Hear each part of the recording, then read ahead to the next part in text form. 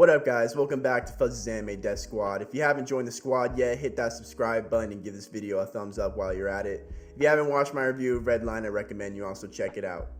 Also, I just wanted to give a shout out to some of the comments in my last video. Whoever this guy could be, you know what, bro? You're sick. And I agree, my mustache is kind of clean.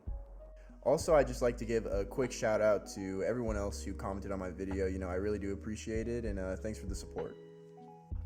Now, I want to start my video by asking my audience a question. What makes a good movie? Is it the script, the music, the visuals, the character design?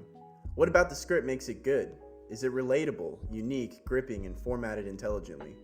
Did the music enhance the emotional tone of the movie, or did it feel tacked on, cheaply, to help imply the emotions that the dialogue and visuals simply failed to do on their own? Were the visuals striking and memorable, unmistakable when seen? Was the cast of characters another cookie-cutter ensemble that we are used to seeing within a myriad of films? Or were they three-dimensional and real to the point that you build a personal connection with them throughout the story as you watch it unfold? Every turn in development, you are totally engrossed in the perspective that is not your own. But what happens when each aspect that I mentioned flows seamlessly into one another, perfectly playing into each other's strengths, lending to each other the elements that it lacks?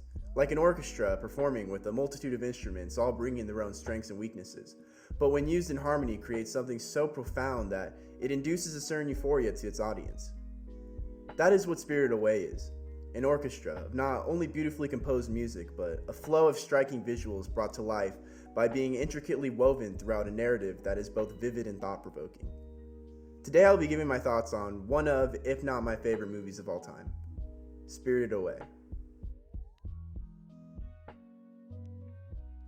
So, something that really stands out with Spirited Away is the character designs and aesthetic. I really enjoy the feel to the world in Spirited Away. It's almost like a Japanese Disneyland. Like, these stands are where I'd get that delicious churro.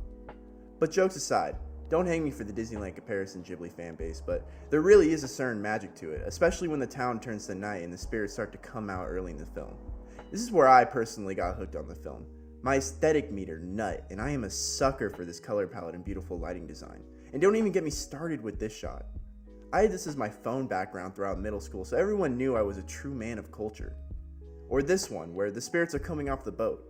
It really is something to be appreciated from an artistic standpoint. When I was a kid watching this, I was really entranced with the world that Miyazaki was depicting. The spirits are all designed in a fun, interesting way, such as the radish spirit or these little chicken dudes who have a freaking leaf on their head. It's adorable. But just as much as I enjoy these characters, the background art is also enchanting that I can't help but get lost in a world that seems so warm and inviting.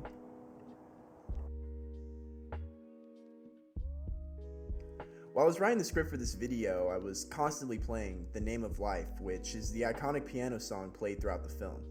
I scrolled down to read some of the comments, and I thought I should bring to attention the most upvoted one. I'm not going to keep the comment up for long, so pause the video if you want to read the rest. Anyways, this movie is the main reason for my opinion on why I think music is such a critical part of a movie production. It can really change the emotional impact of a scene or help guide the overall tone of the movie itself. I want to use this comment as an example because for me, and I'm sure many others would agree based on the amount of upvotes it received, that the emotions I felt as I read this comment was just amplified by the music in the background. And I just find it crazy how a certain piece of music and dialogue can pierce the emotional barrier that many people like myself have put up. So I've never studied music, I've never gone to school for it, and I don't really have much else to say on the topic, but within Spirited Away are some of my favorite pieces that I listen to regularly on their own. I think that is something to take note of when scoring the soundtrack to a majority of movies, and it's also one of the major reasons as to why I enjoy Spirited Away so much. One of the beautiful things about Spirited Away is the messages Miyazaki litters throughout the film. The most interesting one to me is the way he portrays the spirits being in conflict with themselves and becoming stuck in a never-ending cycle, doomed to follow the same flawed logic they had in life. They seek order, but instead are met with the sad reality of becoming trapped in their own flaws. The spirits that work the bathhouse are chasing gold that they can't spend. Yubaba is imprisoning her child at the top of a bathhouse in the name of protection instead of giving him what he needs. And then we have No Face, whose motives are much simpler, but pretty much he just obsesses over Chihiro and his pursuit of friendship, which leads him to becoming a distorted and sinister version of himself. While each character serves a purpose, Spirited Away really emphasizes these traps that the characters are stuck in that holds them back from truly moving forward. That is what makes Chihiro the main character in this film. She's the only character who isn't blinded and doomed to repeat the same mistakes. She moves with purpose and out of her sincere love for her family, friends, and even her enemies.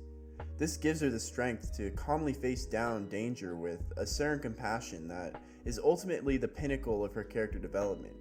She's introduced to more complex emotions and motivations as to why she does what she does instead of being caught in a web like those around her. This serves as an allegory for us viewers. It shows us that we have the power to carve our own paths in life and that we can avoid becoming trapped by living with the same kind of love and compassion that Chihiro has. That is why this movie is one of my all-time favorites. While it may be kind of corny to all those people out there who are probably just parallels to the trapped spirits, I think that this is one of the more important messages expressed in Spirited Away.